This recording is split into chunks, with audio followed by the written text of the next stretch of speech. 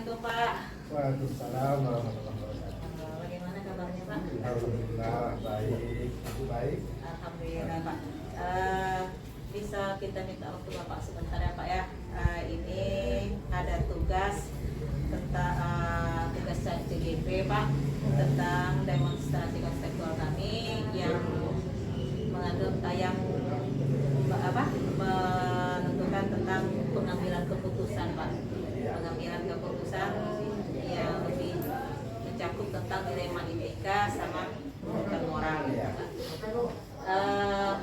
Selama ini di sekolah banyak mungkin kasus-kasus ya Pak ya yang harus ditentukan dalam pengambilan keputusan ya Pak. Iya. Baik Pak, langsung saja Pak. Ini ada beberapa pertanyaan mungkin yang akan kita ajukan sama Bapak untuk tuntutan tugas kami. Yang pertama, selama ini bagaimana Bapak dapat mengidentifikasi kasus-kasus yang merupakan dilema etika atau rujukan moral? Baik. Di sini kan pertanyaan tentang rujukan moral dan dilema etika ya. Iya Pak. Rujukan moral dan dilema etika ini biasanya muncul tak kala kita akan mengambil keputusan bersama di satu sekolah. Artinya dalam satu sekolah kan ada kejadian, kasus, berbagai kasus.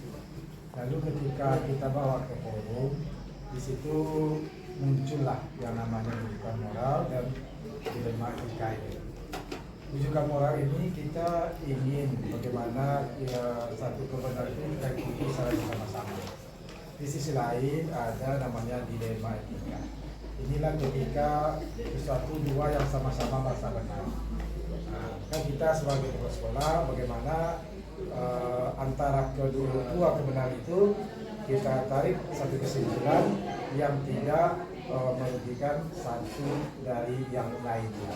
Artinya keputusan itu bermanfaat bagi bersama, bermanfaat bagi sekolah, dan juga membawa dampak positif bagi kebersamaan di satu sekolah. Itu. Baik Pak. Selama ini bagaimana Bapak menjalankan pengambilan keputusan di sekolah Bapak gitu kan? Terutama untuk kasus-kasus di mana ada dua kepentingan yang sama-sama benar gitu Pak. Ya. Atau sama-sama mengandung nilai kebajikan. Baik, ketika saat kita mengambil keputusan di dalam suatu situasi dan kondisi yang sama ada dua alasan yang sama-sama mengandung nilai kebenaran. Maka pada saat itu, disinilah muncul kebijakan dari kepala sekolah dengan melihat urgensi dari kasus ini. Artinya manakala ini diikuti, apa nanti dampaknya bagi lingkungan sekolah. Ketika yang satu diikuti, bagaimana pula dampaknya bagi lingkungan sekolah. Maka kepala sekolah dalam hal ini melihat dari sini keputusan akan diambil itu akan mengacu kepada peraturan resmi yang berlaku di sekolah kita. Baik Pak. Kemudian langkah-langkah atau prosedur seperti apa yang biasa Bapak lakukan selama ini Pak? Langkah-langkah ataupun prosedur yang selama ini sudah dilakukan dalam berbagai kasus. Pertama sekali kita melihat skala prioritas dari kasus itu. Kasus ini tergolong beratkah, ringankah, atau semi berat atau ringan. Maka dalam mengambil keputusan itu, pertama sekali kita lihat kasusnya ini. Kasus ini minta segera diselesaikan hari ini atau perlu beberapa waktu lagi. Kalau dia memang hari ini tidak segera diselesaikan, maka kita eksekusi hari ini. Berarti tergantung waktunya ya Pak ya? Ya. Baik Pak. Hal-hal apa saja yang selama ini Bapak anggap paling efektif gitu dalam pengambilan keputusan pada kasus-kasus dilema etika Pak? Hal apa saja yang selama ini Bapak anggap paling efektif dalam pengambilan keputusan pada kasus-kasus yang dilema etika?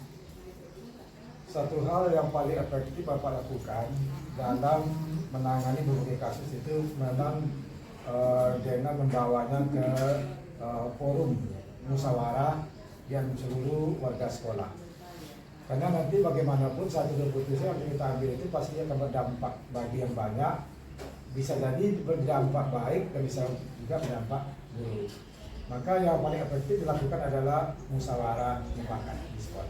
Berarti dengan melakukan musyawarah ya Pak ya? Iya. Berikutnya, hal-hal apa saja yang selama ini merupakan tantangan bagi Bapak dalam pengambilan keputusan pada kasus-kasus yang dilema etika Pak? Tantangan yang selama ini dirasakan ketika kita mengambil keputusan yang ada di latar belakangnya oleh dilema etika. Dilema ini kan suatu persoalan, suatu masalah yang manakala kita kurang waspada maka akan berdampak negatif bagi semua. Maka dilema etika ini salah satu yang paling efektif Bapak lakukan itu adalah pendekatan secara persuasif kepada setiap individu yang ada di sekolah. Jadi bagaimana dilema etika ini bisa terurai selesai secara cepat dengan tetap kita mengacu kepada regulasi yang berlaku di sekolah.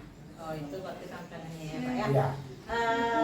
Apakah Bapak memiliki sebuah tata cara atau jadwal tertentu Pak dalam sebuah penyelesaian kasus dilema etika? Apakah Bapak langsung menyelesaikannya di tempat atau memiliki jadwal yang menyelesaikannya begitu, atau prosedur seperti apa yang Bapak jalankan? Selama ini Bapak jalankan, Bapak kata dulu mengklasifikasi kasus itu. Iya. Dari tingkat dampaknya kepada sekolah. Jadi kalau suatu kasus itu dalam pandangan Bapak ini segera diselesaikan, maka hari itu bisa diselesaikan. Untuk penjadwalan secara khusus Bapak tidak ada. Ketika Bapak memandang kasus ini memang tidak terlalu mungkin diselesaikan, mungkin di lain waktu Bapak selesaikan. Ini ketika ini menyangkut hal penting, urgensi, maka hal itu langsung diselesaikan. Baik Pak. Adakah seseorang atau faktor-faktor apa yang selama ini mempermudah Bapak atau membantu Bapak dalam mengambil keputusan kasus-kasus dilema etika? Baik. Sebagai pimpinan ataupun kepala sekolah, dalam setiap mengambil keputusan, ada keputusan bersama, mungkin dengan para wakil, ada keputusan bersama mungkin melalui rapat komisi guru. Adapun yang mempermudah seorang kepala sekolah dalam mengambil keputusan itu, dia akan mencari solusi, lalu membuka satu komunikasi dengan orang-orang di sekitarnya, mungkin itu wakil, mungkin itu pengawas atau stakeholder yang lain. Nah, manakala masalahnya merujuk pada satu persoalan, katakanlah di sekolah itu ada kasus dengan siswa, maka kepala sekolah akan selalu langsung berkomunikasi dengan wakil sekolah bidang kesiswaan. Ketika permasalahan terjadi dalam hal penggunaan fasilitas sekolah seperti komputer, maka komunikasi akan selalu langsung dijalin dengan operator atau tenaga lainnya yang ahli dalam bidangnya.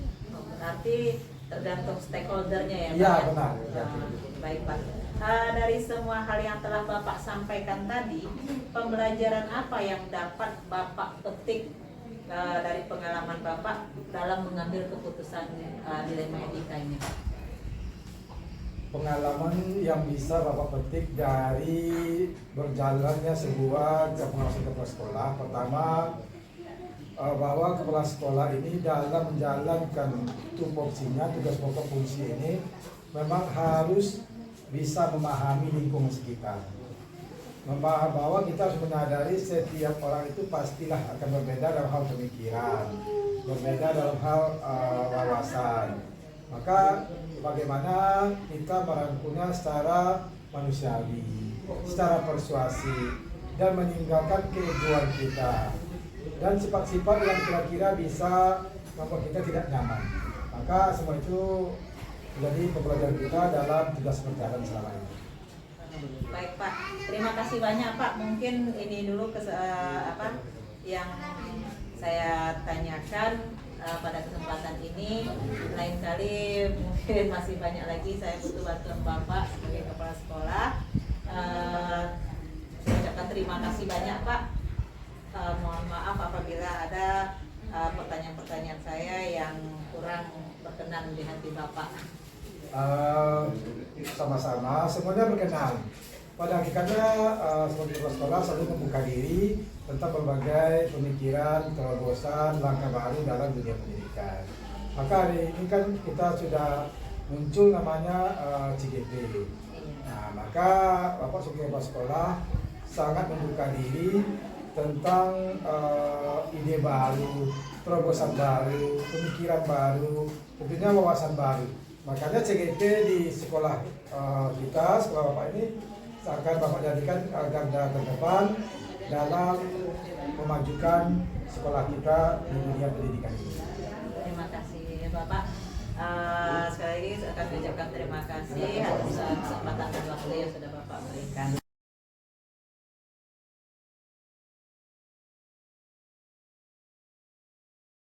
Assalamualaikum warahmatullahi wabarakatuh. Saya akan memperkenalkan diri saya. Nama saya Supatni SPD. Saya sebagai Kepala Sekolah SD Negeri 002 Muara Lembu, Kecamatan Semini, Kabupaten Kuantan, Semini. Assalamualaikum Ibu. Waalaikumsalam. Selamat malam. Maaf mengganggu waktu Ibu sebentar. Kita mau minta waktu Ibu untuk melakukan sesi wawancara. Sebelumnya saya perkenalkan, nama saya Tita Dahriyanti, calon guru penggerak angkatan 10 Bu. Jadi di sini pada kesempatan ini saya ingin mewawancarai Ibu karena Ibu adalah sebagai kepala sekolah SD 2 Muara Lembu ya Bu ya. Jadi wawancara ini tentang tata cara pengambilan keputusan ya, dan ini untuk kepentingan tugas kami di modul 3.1 yang untuk demonstrasi konseptualnya Bu. Jadi di sini saya akan mengajukan beberapa pertanyaan untuk Ibu, bagaimana tindakan-tindakan Ibu yang sudah Ibu lakukan dalam pengambilan keputusan di sekolah yang Ibu pimpin. Bisa kita mulai Ibu? Oke, terima kasih Ibu. Pertanyaan pertama yang ingin kita tanyakan, selama ini bagaimana Ibu dapat gitu mengidentifikasi kasus-kasus yang merupakan dilema etika atau bujukan moral gitu? Saya selaku kepala sekolah di SD 2 Muara Lembu ini, kalau ada kasus-kasus seperti itu, yang saya lakukan adalah diskusi dengan Dewan Guru atau Majelis Guru. Kemudian baru menyimpulkan permasalahan atau kasus yang terjadi. Perbedaannya adalah kalau bujukan moral sudah jelas benar dan salahnya. Dengan demikian ketika berhadapan dengan bujukan moral, saya dengan mudah mengambil keputusan suatu permasalahan. Sedangkan dilema etika suatu keadaan di mana ketika dihadapkan pada dua situasi, namun keduanya benar dalam mengambil suatu keputusan. Oke. Jadi selama ini bagaimana Ibu menjalankan pengambilan keputusan di sekolah Ibu gitu kan? Terutama untuk kasus-kasus di mana ada dua kepentingan yang sama Ibu. Kepentingan itu sama-sama benar atau sama-sama mengandung suatu nilai kebijakan gitu.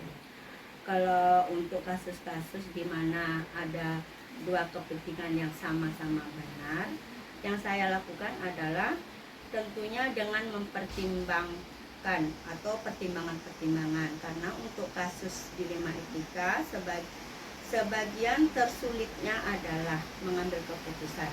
Saya selalu memikirkan keputusan yang mana yang lebih memberikan manfaat, bagaimana dampak ke depannya untuk siapa, perorangan atau banyak orang. Oke Bu. Terus langkah-langkah apa atau prosedur seperti apa yang biasa Ibu lakukan dalam pengambilan keputusan selama ini? Kalau langkah atau prosedur yang saya lakukan adalah melakukan berbagai pertimbangan agar dapat memilih keputusan yang lebih kecil mudaratnya namun lebih besar manfaatnya, dan saya selalu mengutamakan musyawarah ketika mengambil keputusan. Baik Ibu. Lalu hal-hal apa saja yang selama ini Ibu anggap paling efektif gitu dalam mengambil keputusan pada kasus-kasus dilema etika itu? Nah, yang saya anggap efektif adalah dengan mempertimbangkan berbagai faktor dan fakta yang ada, dan tentunya dengan jalan musyawarah dengan semua stakeholder. Baik Ibu. Terus hal-hal apa saja yang selama ini merupakan suatu tantangan gitu, bagi Ibu dalam pengambilan keputusan pada kasus-kasus yang mengandung dilema etika gitu? Tantangannya adalah memberikan pengertian kepada sebagian orang yang tidak sejalan dengan apa yang diputuskan, karena ketika kita mengambil keputusan mungkin saja ada yang tidak menerima sepenuhnya dengan apa yang telah diputuskan. Lalu apakah Ibu memiliki sebuah tata kala atau jadwal tertentu dalam sebuah penyelesaian kasus yang dilema etika ini, Bu? Apakah Ibu langsung menyelesaikan di tempat atau memilih sebuah jadwal untuk menyelesaikannya? Bentuk atau prosedur seperti apa yang Ibu jalankan biasanya? Tidak ada jadwal kasus dalam menyelesaikan kasus dilema etika, namun perlu segera diselesaikan. Baik Ibu. Adakah seseorang atau faktor-faktor apa yang selama ini mempermudah atau membantu Ibu dalam pengambilan keputusan dalam kasus-kasus dilema etika itu? Tentu ada gitu ya, yaitu semua warga sekolah termasuk orang tua jika memungkinkan terlibat dalam mengambil keputusan. Oke. Terus dari semua hal yang telah disampaikan, pembelajaran apa yang dapat Ibu petik gitu dari pengalaman Ibu dalam mengambil keputusan dilema etika ini? Tentunya dalam pembelajaran yang saya dapat adalah tidak mudah untuk memutuskan suatu kasus dilema etika. Namun dengan jalan musyawarah, sepelik apapun kasusnya, insya Allah dapat diselesaikan. Oke, jadi mungkin pertanyaan untuk sesi wawancara kali ini saya rasa cukup.